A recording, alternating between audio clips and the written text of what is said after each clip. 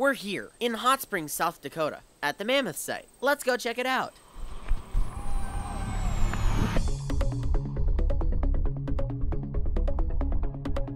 In the 1970s, this area was being cleared for a housing development.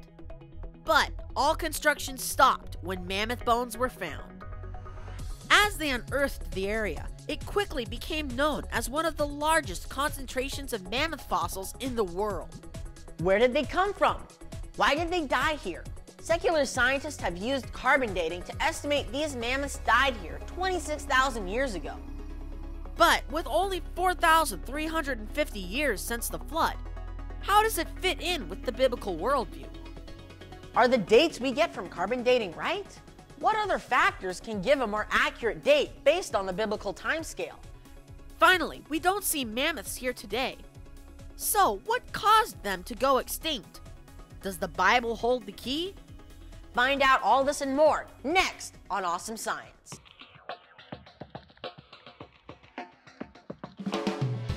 Awesome Science takes you on a field trip to some of the most amazing geologic and historic sites around the world, where we use the Bible as our history guidebook to interpret what we see, that the Bible can be trusted, and empirical science falls in line with the biblical account of creation, the fall, and the flood. Science, it's awesome!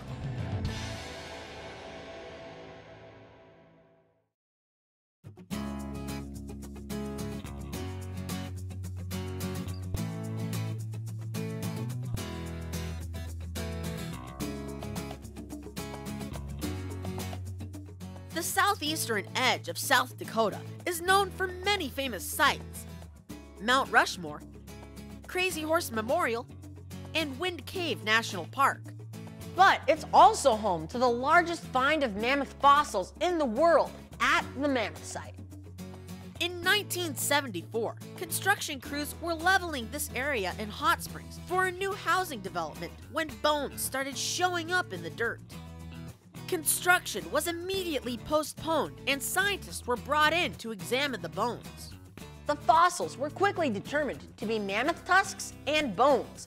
Experts thought that if there were a few bones on the top of the soil, there must be more down below. Over a one-year period, they began to excavate the earth, and the more they dug, the more they found. The landowner, Phil Anderson, realized his 14 acres of land would be more valuable as a resource for scientific study rather than a housing development. So, a group was organized to buy the land from Phil. Eventually, a building was erected over the site as scientists continued to dig. As they examined the bones more carefully, they found mainly Columbian mammoths, but also a few woolly mammoths. This is the size of a Columbian mammoth.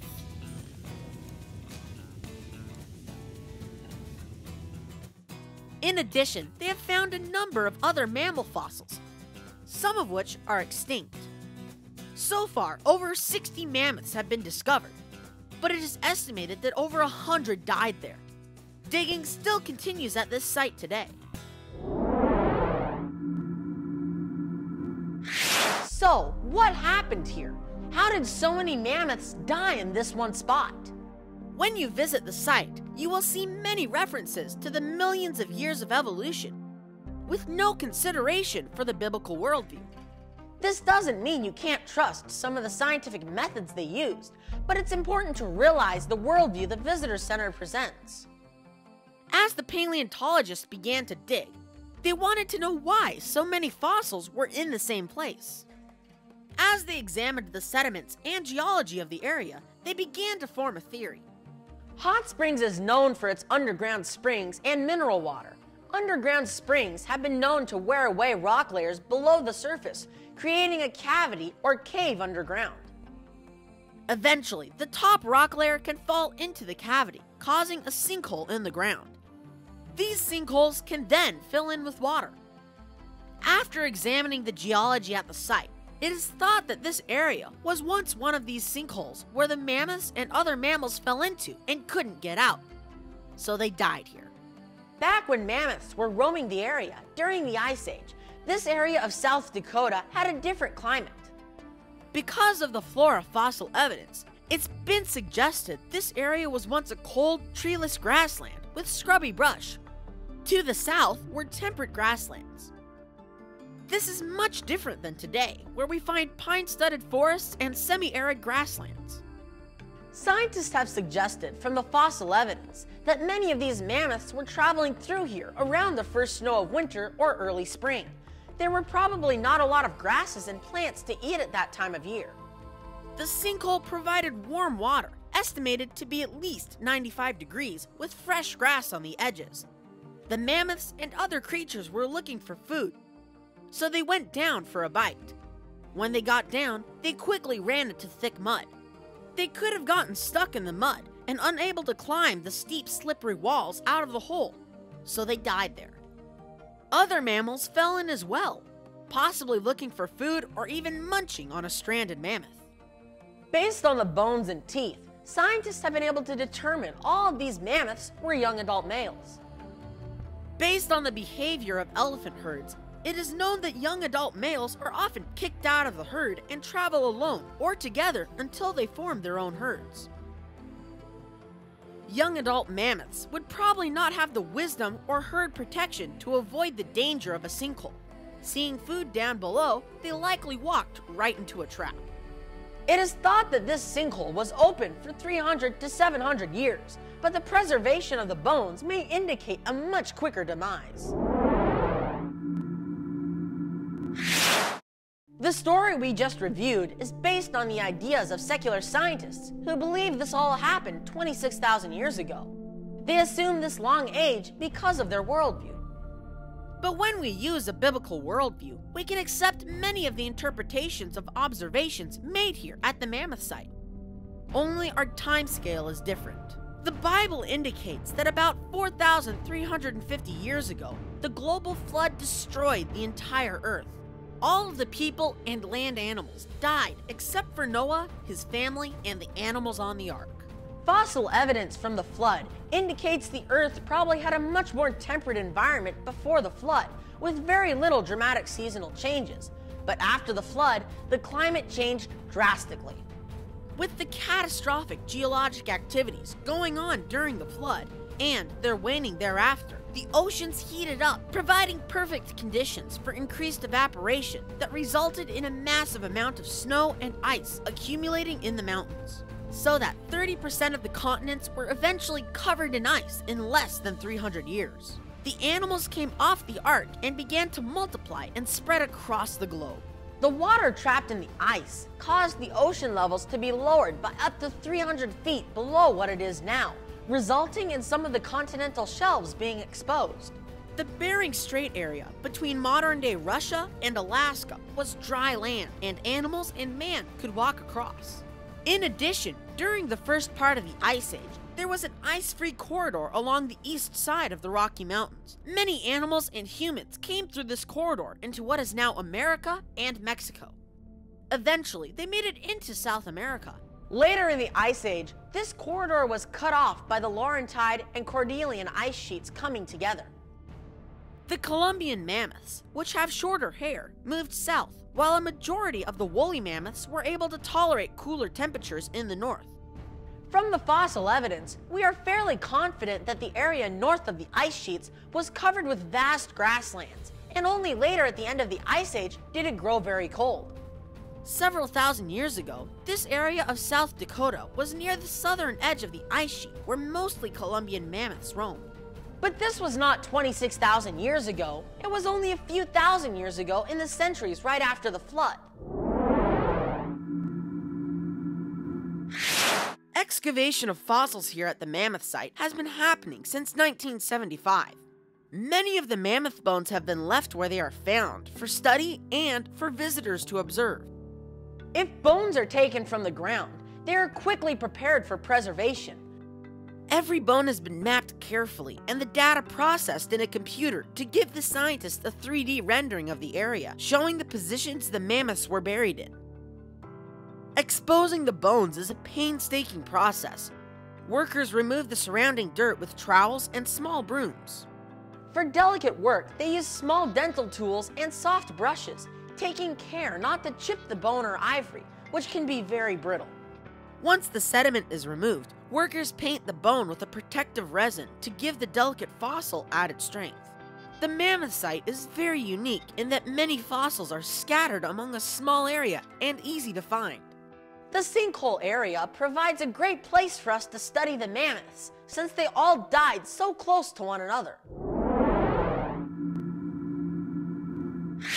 Radiocarbon dating was used by secular scientists here at the site to conclude these fossils are about 26,000 years old.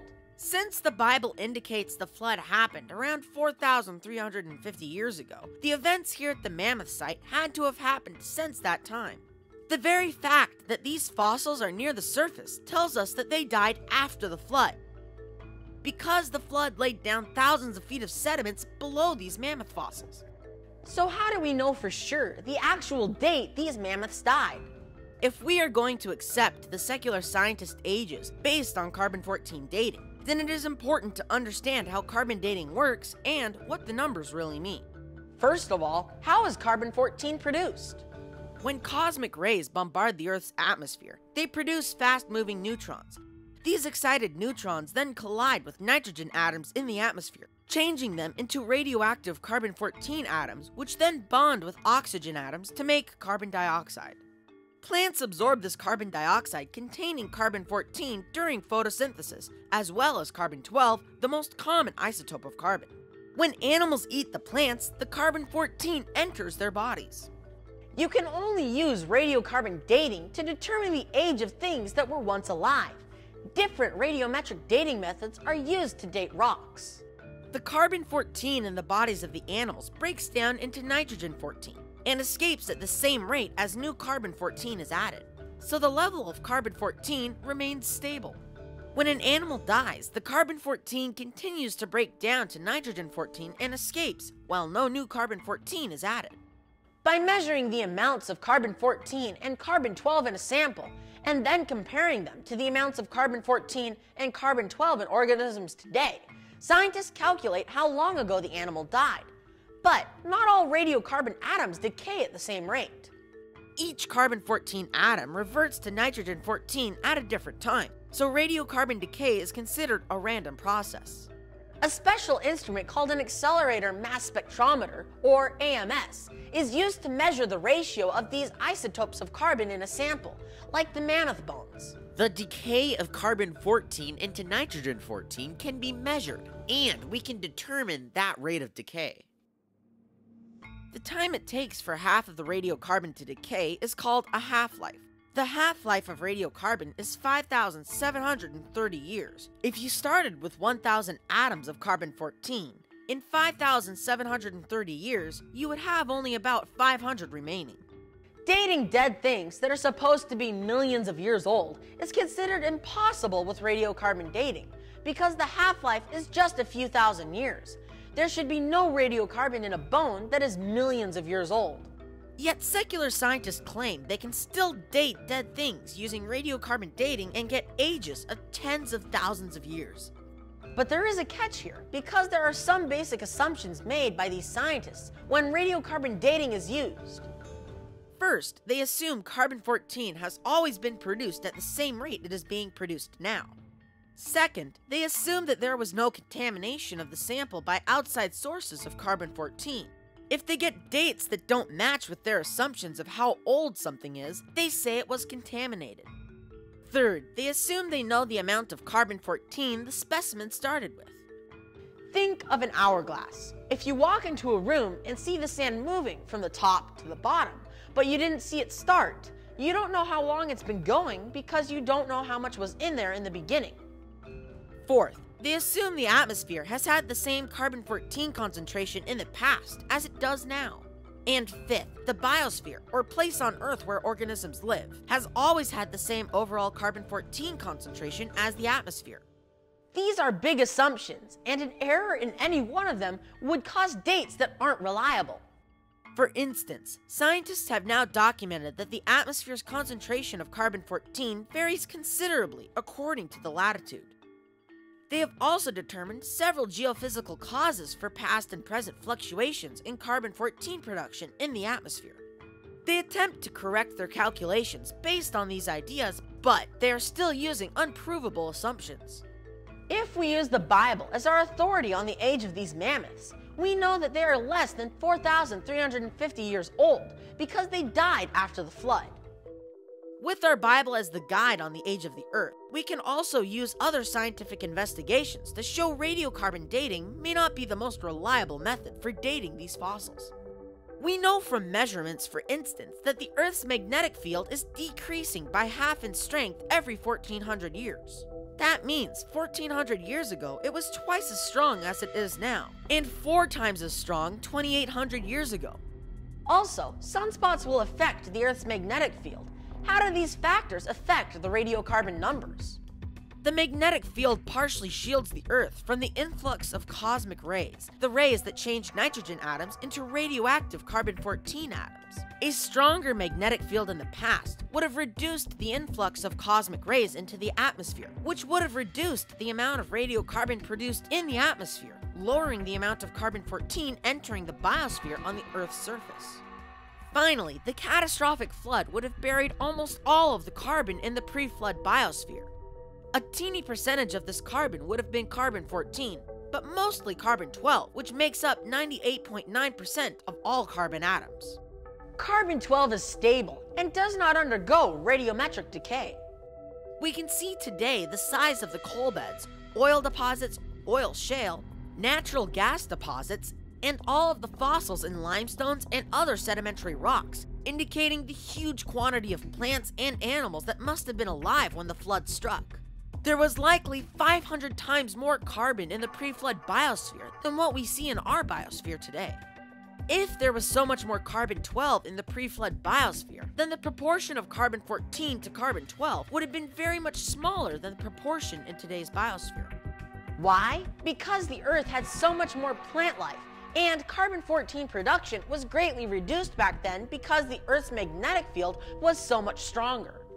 Because secular scientists don't consider the flood as an actual event, they would assume the plants buried in the coal beds had the same proportion of carbon-14 as plants do today, and their radiocarbon dating would yield ages much higher than the true biblical age of the flood. So, in the case of the mammoths found at hot springs, because they lived after the flood, the 26,000-year age is inaccurate, mainly due to the change in the Earth's magnetic field since the flood, and the inaccurate assumptions used by secular scientists. Using the biblical timescale allows us to be much more accurate in dating these mammoths. Science, it's awesome! In Genesis chapter 1, on day 6, God made all the land-dwelling animals. This would have included the kind of animal which could have looked something like an elephant. The modern-day scientific order for all animals fitting into this kind is called Proboscideans, which means an animal with a long, flexible snout or trunk. The better-known Proboscideans are elephants, mastodons, the Columbian mammoth, and the woolly mammoth. Secular biologists say that modern-day elephants didn't descend from the mammoths, and that's probably correct, but they do share a common ancestor from the same created kind. When it was time for Noah to load the animals on the ark, he only took a male and female of the elephant kind. In these two animals was the DNA to produce the subsequent varieties in the elephant kind, from the mastodon to the African elephant and the Columbian and woolly mammoths. Once off the ark, these animals of the elephant kind reproduced with the variety of characteristics in their genes. Some descendants had thicker hair and larger builds, while other descendants had smaller builds and little hair. As these animals continued to reproduce and spread out into different areas with various climates, certain traits became dominant and unique populations developed around the globe. Those with long hair would not survive in the hot areas very well, but thrived in colder climates, while those with little hair would be better suited to warmer climates. The same distribution of genetic traits can be seen today with humans around the world. Humans are dark and light, tall and small, and all degrees of hairy. We call people with similar characteristics people groups rather than different races because we all came from the same original pair of humans, Adam and Eve. There is only one human race. Secular biologists will say that the evolution of Proboscideans occurred over a 70 million year period because they hold to a worldview that embraces uniformitarianism, which says that everything we see today came about from slow and gradual processes. But as we look back in the fossil record, all we find are clear specimens of the Proboscidean kind, not of any in-between or transitional forms. This would be consistent with the biblical record of the elephant kind being created by God just a few thousand years ago. So, how could you tell a mammoth from a mastodon? The mammoth's genes produced large, flat teeth suitable for shearing and grinding grass for food. The mastodon, on the other hand, had teeth with high pointed ridges. These teeth allowed the mastodon to eat a lot of things the mammoths could not chew effectively, including branches, twigs, leaves, and roots. The theory of evolution says that animals gradually developed new characteristics through mutations in their DNA that allowed them to survive in various environments, but this is biologically impossible. Evolutionists believe that random changes in the DNA slowly accumulated to add new features like ears, legs, trunks, and tusks to form an elephant. But this is based on the belief that all organisms on Earth share a common ancestor, not on actual observable evidence. Based on observational science, we know that mutations tend to remove information from the DNA of creatures, and that those mutations cannot create new traits like a trunk from an animal that never had one. With the variety of Proboscideans we see in the fossil record, God must have packed a lot of genetic variety into the DNA of the first ones he created. Scientists at the Mammoth Site have estimated 100 mammoths lie here in this ancient sinkhole. But how many mammoths could have been around the world during the time of the Ice Age? Mammoth skeletons are found throughout much of the world, especially in the northern hemisphere. Many of their remains are found in the permafrost throughout Alaska, the Yukon, and Siberia. Some scientists have estimated there are millions buried around the world. How did they grow in such numbers? First off, they had few predators, except for man, so they would reproduce virtually unhindered. But if we use the flood timeline as our base, how could we get so many in just a short period of time if only 2 of the trunked kind got off the ark? Using modern-day elephants as our example, we know they usually only produce 1 offspring every 22 months, which is the longest gestation period among mammals. If most of them are buried in the Ice Age permafrost, which could have developed within hundreds of years after the flood, then how could we get millions of them buried in the north?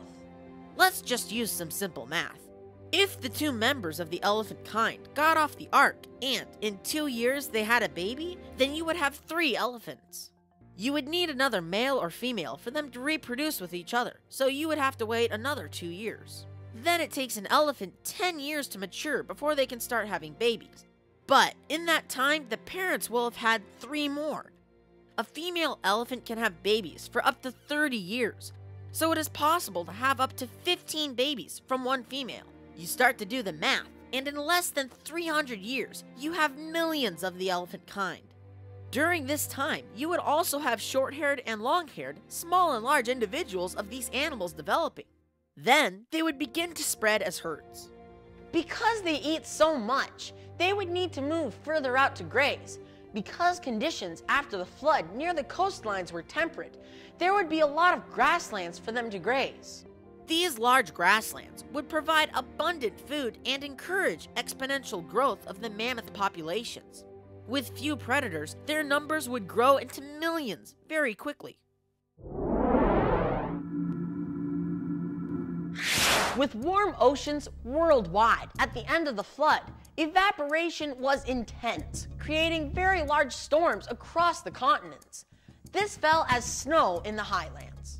The warm oceans also kept the winters warm across the globe. Instead of drastic sub-zero temperatures in the Arctic, the cold weather stayed in the mountains while the valleys stayed temperate.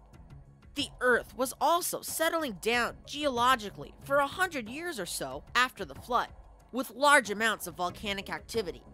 This activity put huge amounts of ash and aerosols into the atmosphere, keeping the summers cool by reflecting sunlight back into outer space. The warm oceans, warm winters, and ash in the atmosphere causing cool summers led to a quick accumulation of the ice sheets, which we now call the Ice Age. Secular scientists believe the Earth has experienced many ice ages, but their interpretations of the evidences are weak. So weak that they have over 60 ideas to try and explain the Ice Age. None of them explain the evidences very well. They have trouble providing evidence to produce just one Ice Age, not to mention the multiple Ice Ages they believe in. Only the conditions provided by the flood can produce the Ice Age.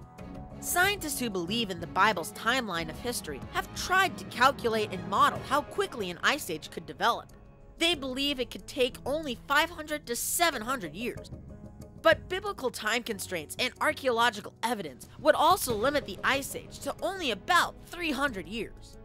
There is also strong evidence this Ice Age melted catastrophically within about 30 to 70 years. This rapid buildup and melting of the ice would have had tremendous impacts on the climate, the animal population, and humans. As we observe the fossils at the Mammoth Site, it reminds us that these huge mammals once roamed the globe, but we don't see them now. It's a huge mystery of science. They were large creatures, capable of moving quickly across the land.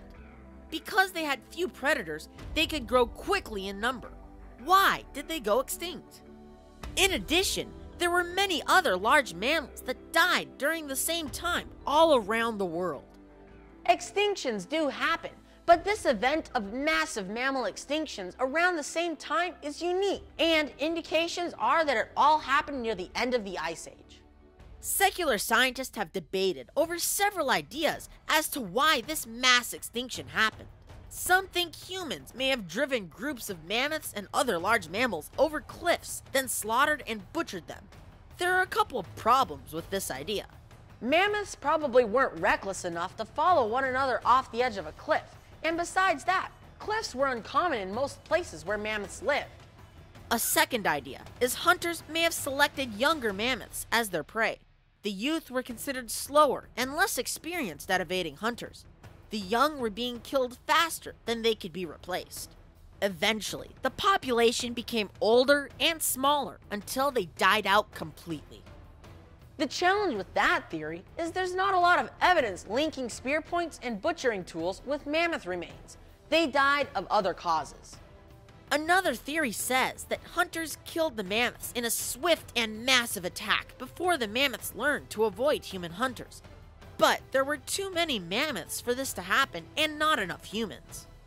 Another theory is that the humans and their domesticated dogs spread a virus or bacteria to the mammoths, which killed them off quickly. But scientists have never found any evidence of a disease that wiped out an entire population of mammoths. Some have even suggested a comet or an asteroid, but there is no evidence for this either. More recently, secular scientists have suggested climate change played a key role in their demise, and this is pretty close to the truth. The climate changes were drastic as the Ice Age was coming to a close. In the biblical model, the Ice Age came on quickly after the flood and then melted catastrophically, all within 300 to 400 years. A big clue to how the mammoths died can be found in how they were buried. Most mammoths we find today are found in layers of silt and permafrost. Permafrost is mostly frozen, wind-blown silt. Where did this silt come from? At the beginning of the Ice Age, the mammoths traveled freely across continents. Valleys and coastlands were temperate while the mountains were glaciated. But as the glaciers grew and made their way into valleys, the climate changed. Eventually, the oceans cooled and the snowstorms became less dramatic, as well as a decrease in volcanic activity. Instead of the ice sheets building, they began to melt. The catastrophic melting changed the climate dramatically. As the ice retreated, vast amounts of glacial meltwater entered the oceans. At first, this fresh, cold water stayed on the surface, covering the warm oceans. Temperatures dropped quickly, and eventually there was a layer of ice on the seas. As the ice retreated, ground-up soil from under the ice was very fine and easily transported by the wind. As the seas cooled in the north, winters became cooler and the summers began to heat up worldwide. This huge change in hot to cold climates created massive windstorms. These windstorms picked up much of the silt and created immense dust storms. A modern-day example of these dust storms was seen in the 1930s in the central Midwest of the United States. Entire homes were covered with dust from storms very quickly. There is evidence the dust storms at the end of the Ice Age moved over vast areas of the continents. As herds of mammoths encountered these storms, they would aim their backsides to the wind, hoping it would pass. But just like a snowdrift, the wind-blown silt began to pile up against their bodies. Before long, the mammoth would be completely covered in silt. They would inhale the silt and suffocate. If they tried to wiggle out, the packed silt acts like packed snow. It's very difficult to get out of. The water table from below would quickly come up into the wind-blown silt. In the northern parts of the continent, the water would freeze and the ground would become permafrost quickly. Larger mammals would also be wiped out in storms like this. This idea of large dust storms could easily explain the mass extinction at the end of the Ice Age. When we go back and examine the Mammoth Site, the sinkhole has been filled by silt. Some mammoths were buried quickly in this silt. When these dust storms came, the dust would have settled in the sinkhole, quickly burying the carcasses. This would also explain why so many bones have been preserved. The secular scientists claim the process of animals being trapped and windblown silt covering their remains would have happened in about 300 to 700 years. However, the rapid end to the post-flood Ice Age accelerated this process into about 50 to 100 years of time, burying many mammoths very quickly. The Mammoth Site in Hot Springs, South Dakota is a unique location that gives us a glimpse into life at the end of the Ice Age. Very few places on Earth give us such a collection of mammoth fossils so well preserved. Secular scientists look at this site and think in terms of tens of thousands of years and many ice ages in Earth's past. But their dating methods and ideas about the past just don't match up with the facts. The biblical timescale of only a few thousand years with catastrophic events explains the evidence the best. The flood gives us the right conditions for an ice age to quickly develop after the Great Deluge. The retreating of the Ice Age helps us understand how the mammoths and many other mammals went extinct because of the huge dust storms. The worldwide flood itself wiped out most life on Earth, except for one man and his family, and representatives of every land animal on the Ark. The Ark shows us evidence of God's love and grace to the human race. God could have wiped man totally off the face of the earth, but he chose to save Noah, his family, and the animals from utter destruction. The Bible tells us that there is another destruction coming because of God's judgment against sin and rebellion. And just as God provided an ark for Noah, God has exercised his love and grace toward man by providing his Son, Jesus Christ, to receive the punishment for our sins. Men back in Noah's day could have turned from their evil ways and been saved from the flood by getting on the ark, but all refused God's grace. The Bible tells us that we can repent of our sinful heart and turn towards a loving God, confessing that Jesus died for our sins and turning to him by faith. We shouldn't repent and turn to God simply to avoid the coming destruction, but we should turn to God because we realize we are sinful and in great need of God's salvation through Jesus. If you have not done so already, we invite you to repent and turn to God today through faith in his Son Jesus. Join us next time as we continue to examine our world through a biblical worldview. And remember, science, it's awesome!